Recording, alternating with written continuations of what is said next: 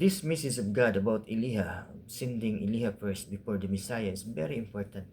Because if we believe, then we can experience the power of Elijah.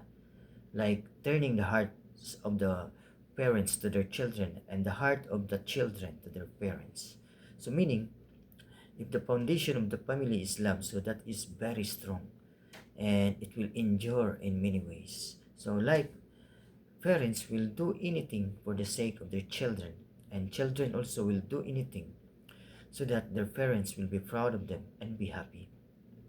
But if we refuse to listen and obey this word of God, because our heart belongs to the doctrines of the world, denying the word of God, saying John the Baptist was the Elijah, then that is how God said, or else I will come and bring distractions to the land.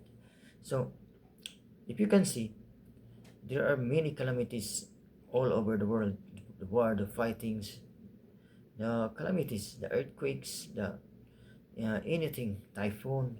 So, this is just the beginning of many more to come.